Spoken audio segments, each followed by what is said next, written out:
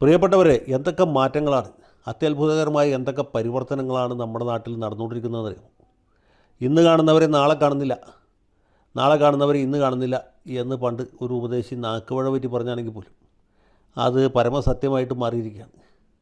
ഇത് പറയുന്നതെന്താ വെച്ചാൽ, ബിനോജ് നായർ എന്നൊരു പുമാനെക്കുറിച്ച് നിങ്ങൾ ചിലരെങ്കിലും കേൾക്കുകയോ അദ്ദേഹത്തിൻ്റെ വചനങ്ങൾ ശ്രവിക്കുകയോ ചെയ്തിരിക്കും എന്നാണ് ഞാൻ വിചാരിക്കുന്നത്. ഇദ്ദേഹം ഒരു കറ തീർന്ന മതേതരവാദിയും നവോത്ഥാന നായകനും പുരോഗമന ആശയക്കാരനും ആയിരുന്നു എന്ന് പറഞ്ഞാൽ ഇപ്പോഴും ആണ് എന്നാണ് പുള്ളിയുടെ ഭാവം. പക്ഷേ ആയിരുന്നു എന്ന് പറയാനാണ് എനിക്ക് താല്പര്യം. പുള്ളി എല്ലാ കാര്യങ്ങളെയും വളരെ നിഷ്കൃഷ്ടമായിട്ട് ഇഴകീറി പരിശോധിക്കും.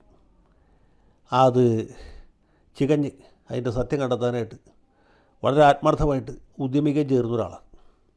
അതുകൊണ്ട് തന്നെ പുള്ളി മിക്കവാറും ഏത് വിഷയങ്ങൾ വരുമ്പോഴും നമ്മുടെ നാട്ടിലെ ബുദ്ധിജീവികളുടെ ഒരു സാധാരണ രീതി അനുസരിച്ച് അതിൽ ഹിന്ദുത്വത്തിൻ്റെ എന്തെങ്കിലും അംശം കണ്ടെത്തുകയും ഇത് മുസ്ലിം വിരുദ്ധമാണ്, ന്യൂനപക്ഷ വിരുദ്ധമാണ്, മനുഷ്യത്വ വിരുദ്ധമാണ് എന്നൊക്കെ ആരോപിക്കുകയും ആക്ഷേപിക്കുകയും ചെയ്യും. ഇപ്പോൾ ഉദാഹരണത്തിന് 2023 ഒക്ടോബർ 7 നമ്മുടെ ഫലസ്തീനിൽ നടന്ന ആക്രമണമുണ്ടല്ലോ, അതായത് ഫലസ്തീൻകാർ നടത്തിയ ചെറുത്തുനിൽപ്പ്, അതിനെ തുടർന്ന് ഇസ്രായേൽ നടത്തിയ തിരിച്ചടി, ഇതൊക്കെ വളരെ മനുഷ്യത്വ വിരുദ്ധമാണ് എന്ന് പറയുന്ന ആളാണ് അദ്ദേഹം. ഫലസ്തീൻ്റെ ചെറുത്തുനിൽപ്പിനെ പിന്തുണയ്ക്കുകയും ഇസ്രായേലിൻ്റെ തിരിച്ചടിയെ അപലപിക്കുകയും ചെയ്യുന്ന ആളാണ്. അങ്ങനെ ചെയ്താലല്ലേ ഈ നാട്ടിൽ ബുദ്ധിജീവിയായിട്ട് നിൽക്കാൻ പറ്റുള്ളൂ. അപ്പോൾ അങ്ങനത്തെ ഒരു ബുദ്ധിജീവിയാണ്. ഇപ്പോൾ കാശ്മീരിൽ എവിടെയെങ്കിലും ഒരു സ്ഥലത്ത് ബോംബ് പൊട്ടി എന്ന് പറഞ്ഞാൽ പുള്ളി അപ്പം തന്നെ ഇതിൻ്റെ പുറകിൽ ഹിന്ദുത്വവാദികളുടെ കൈയിട്ട് നരേന്ദ്രമോദി ആസൂത്രണം ചെയ്തതാണ് എന്ന് പ്രത്യേകിച്ച് അന്വേഷണമൊന്നും കൂടാതെ കണ്ടെത്തും. അതുപോലെ പുൽവാമ ആക്രമണം, അത് അമിത്ഷാ മോഡി ടീം ആസൂത്രണം ചെയ്തതാണ് എന്ന് പുള്ളി പറയും. റെഡ് ഫോർട്ടിൽ ആ ആക്രമണം ഉണ്ടായി കേട്ടപ്പോൾ ബിനോജ് നായർ ഉടനെ തന്നെ വീഡിയോ ചെയ്തു, ഇതിൻ്റെ പുറകിൽ ഫാസിസ്റ്റ് ശക്തികളാണുള്ളത്, മുസ്ലിമീങ്ങളെ കുഴപ്പത്തിലാക്കാൻ വേണ്ടിയുള്ള ഗൂഢാലോചനയുടെ ഭാഗമാണ് എന്നൊക്കെ. കേരള രാഷ്ട്രീയത്തിലും പുള്ളി ഇതുപോലുള്ള ഇടപെടലുകൾ നടത്തും. പുള്ളി മുസ്ലിം ലീഗിനോ കോൺഗ്രസിനോ ഒന്നും പിന്തുണയ്ക്കാൻ ഞാൻ കേട്ടില്ല. പുള്ളിയുടെ പിന്തുണ എല്ലായ്പ്പോഴും ജമാഅത്തെ ഇസ്ലാമിക്ക്, പോപ്പുലർ ഫ്രണ്ടിനും അതുപോലുള്ള ആളുകൾക്ക് വരും. ഇപ്പോൾ എന്താ കാറ്റഗറി എന്ന് നിങ്ങൾക്ക് മനസ്സിലായല്ലോ. ഇദ്ദേഹം ഇടക്കാലത്ത് യൂട്യൂബിൽ ഒരു താരമായിരുന്നു. പിന്നെ എന്തോ പ്രശ്നത്താൽ പുള്ളിയുടെ യൂട്യൂബ് അക്കൗണ്ട് പൂട്ടിപ്പോയി. പിന്നെ സമീപകാലത്ത് തുറന്ന് പ്രവർത്തിച്ചു. അതേ ഫേസ്ബുക്കിൽ വളരെ ശക്തമായിട്ട് നിലപാടുകൾ സ്വീകരിച്ചിട്ടുള്ള ആളാണ് ഇദ്ദേഹം. എന്നെ തന്നെ പലതവണ സംഘപരിവാർ അനുകൂലിയാക്കി മുദ്ര അടിച്ചുകൊണ്ട് പല പോസ്റ്റുകളും പലരും എനിക്കത് ഫോർവേഡ് ചെയ്തിട്ടുണ്ട്. പക്ഷേ ഞാനൊന്നും ഗവനിക്കാറില്ല. അപ്പോൾ ബിനോജ് നായർ എന്ന് പറഞ്ഞാൽ നമുക്ക് ഗ്രാസാണ്. അതിനേക്കാൾ വലിയ ആളുകൾ എന്നെക്കുറിച്ച് ഇതിനേക്കാൾ വലിയ അപവാദവും അനാവശ്യവും പറഞ്ഞിട്ടുണ്ട്. ഇതിലും വലിയ പെരുന്നാൾ കൊണ്ട് വാപ്പ പള്ളിയിൽ പോയിട്ടില്ല. പിന്നെയാണ് ഇനി ബിനോജ് നായരുടെ ഈ ഗീബത്ത് കേട്ടിട്ട് ഞാൻ പ്രകോപിതനാകുന്നത്. ഞാനതൊന്നും കേട്ടപ്പോൾ മൈൻഡ് ചെയ്തില്ല, ഇനിയും മൈൻഡ് ചെയ്യില്ലായിരുന്നു. പക്ഷേ ഇപ്പോൾ മൈൻഡ് ചെയ്തു. ഇപ്പോൾ മൈൻഡ് ചെയ്യുന്നതിന് കാരണം എന്ന് വെച്ചാൽ ഇത് കേൾക്കുമ്പോൾ നിങ്ങൾ ഞെട്ടിപ്പോവും, നിങ്ങൾ നടുങ്ങി തരിച്ചു പോകും. അപ്പോൾ ഈ ബീഹാർ തെരഞ്ഞെടുപ്പ് എടുക്കുമ്പോൾ പുള്ളി പറഞ്ഞു, ബീഹാറിലെ ലാലു പ്രസാദിൻ്റെ പാർട്ടി കോൺഗ്രസ് തമ്മിലുള്ള സഖ്യം വിജയിക്കും, അവിടെ ഹിന്ദുത്വ ശക്തികൾ തകർന്ന് തരിപ്പണമാകും. പക്ഷേ റിസൾട്ട് വന്നപ്പോൾ പുള്ളി പറഞ്ഞു അവിടെ SIR പരിഷ്കാരം നടപ്പാക്കിക്കൊണ്ടു, വോട്ടർ പട്ടികയിൽ കൃത്രിമം നടത്തിക്കൊണ്ടു, പിന്നെ യാദവന്മാരെ മുസ്ലിങ്ങൾ തമ്മിൽ തെറ്റിക്കാൻ ചില കുബുദ്ധികൾ ശ്രമിച്ചതുകൊണ്ടും, ഹിന്ദുത്വവാദികളുടെ വർഗീയ പ്രചരണം ഭീകരമായിരുന്നുകൊണ്ടും, പിന്നെ എല്ലാത്തിലും ഉപരി വോട്ടിംഗ് മെഷീനിൽ കൃത്രിമം നടത്തിക്കൊണ്ടുമാണ് BJPയും JDUവും ജയിച്ചത് എന്ന്. സ്വാഭാവികമായിട്ടും അദ്ദേഹം പറയേണ്ടതുമായ ന്യായം തന്നെയാണ്, ഒരു സംശയമില്ല. അപ്പോൾ അങ്ങനെ പുള്ളി അടിവച്ച് ഇതേ ബംഗാൾ, ആസാം തെരഞ്ഞെടുപ്പ് വരെ എത്തി. ആ തെരഞ്ഞെടുപ്പ് നടക്കുന്ന ഘട്ടത്തിൽ വോട്ടെണ്ണലിൻ്റെ തലേദിവസം വരെ പുള്ളി ഇതേ നിലപാട് തന്നെയാണ് സ്വീകരിച്ചത്. പക്ഷേ വോട്ടെണ്ണൽ കഴിഞ്ഞപ്പോൾ പുള്ളിക്ക് പെട്ടെന്ന് ഒരു സംശയം തോന്നി. SIR ഉണ്ടായിരുന്നു, ഇലക്ട്രോണിക് വോട്ടിംഗ് മെഷീൻ ഉണ്ടായിരുന്നു, പിന്നെ ന്യൂനപക്ഷ വിരുദ്ധ നിലപാടുകളുണ്ടായിരുന്നു. ഇതെല്ലാം കഴിഞ്ഞിട്ടും BJP അങ്ങനെ ഇത്ര വലിയ വിജയം നേടിയത് ബിനോജ് നായർ എത്ര ആലോചിച്ചിട്ടും മനസ്സിലാവില്ല. അപ്പോൾ പുള്ളി ഈ വോട്ടിൻ്റെ കണക്കെടുത്ത് പരിശോധിച്ചു. ഞാൻ അദ്ദേഹത്തിൻ്റെ ആ പ്രത്യേക വീഡിയോ കണ്ടിരുന്നു. ഒരു കുറച്ചധികം ദൈർഘ്യമുള്ള ഒരു വീഡിയോയാണ്, 25-26 മിനിറ്റ് ഉണ്ട്. അതിൽ പുള്ളി ഈ ജില്ലകൾ വേർതിരിച്ച്, മണ്ഡലങ്ങൾ വേർതിരിച്ച് ഒരു വിശകലനം നടത്തുന്നുണ്ട്. വളരെ രോഷാകുലനായിട്ടാണ് അദ്ദേഹം സംസാരിക്കുന്നത്. ആ വീഡിയോയുടെ അവസാനം പുള്ളി പറയുന്ന ഒരു കാര്യമുണ്ട്. ഉത്തര ദിനാജ്പൂർ, അതുപോലെ മാൽഡ, മുർഷിദാബാദ്, ഇത് 3 മുസ്ലിങ്ങൾക്ക് പ്രാമുഖ്യമുള്ള ജില്ലകളാണ്. അവിടുത്തെ ഓരോ മണ്ഡലം എടുത്തിട്ട് അവിടെ തൃണമൂലിന് എത്ര കിട്ടി, BJPക്ക് എത്ര വോട്ട് കിട്ടി, CPMന് എത്ര കിട്ടി, കോൺഗ്രസിന് എത്ര കിട്ടി, പിന്നെ ഹുമയൂൺ കബീറുണ്ടാക്കിയ പാർട്ടിക്ക് എത്ര വോട്ട് കിട്ടി, ഇന്ത്യൻ സെക്കുലർ ഫോഴ്സ് എന്ന് പറഞ്ഞാൽ അവിടുത്തെ ഒരു PDP ഉണ്ട്, അവർക്ക് എത്ര വോട്ട് കിട്ടി, ഈ കണക്കുകളെല്ലാം പരിശോധിച്ചിട്ട് അദ്ദേഹം പറയുന്നു മുസ്ലിം ഭൂരിപക്ഷമുള്ള മണ്ഡലങ്ങളിൽ പോലും BJPയാണ് ജയിച്ചിട്ടുള്ളത്. അതിൻ്റെ കാരണം മുസ്ലിങ്ങളുടെ വോട്ടുകൾ 4 5 ഭിന്നിച്ചു പോയിരിക്കുന്നു. മുസ്ലിങ്ങളുടെ ഇടയിൽ ഐക്യമില്ലാത്തതുകൊണ്ടാണ് തൃണമൂൽ കോൺഗ്രസ് തോറ്റത്. തൃണമൂൽ തോറ്റതിൻ്റെ കാരണം ഹിന്ദുക്കളുടെ വോട്ട് കിട്ടില്ല എന്നുള്ളതല്ല, അതിനേക്കാൾ ഉപരി മുസ്ലിം വോട്ട് കിട്ടിയില്ല എന്നുള്ളതാണ്.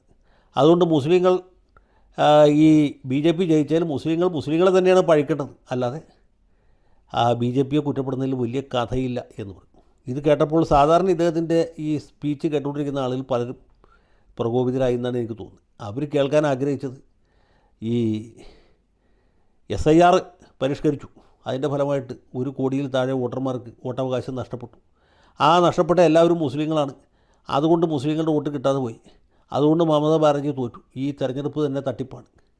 നമ്മുടെ ദാവൂദ് പറയുന്ന പോലെ ബംഗാളിലെ യഥാർത്ഥ മത്സരം തൃണമൂൽ കോൺഗ്രസും തെരഞ്ഞെടുപ്പ് കമ്മീഷനും തമ്മിലായിരുന്നു എന്ന ഒരു നറേറ്റീവാണ് അവർ ബിനോയ് നായരിൽ നിന്ന് പ്രതീക്ഷിച്ചത്.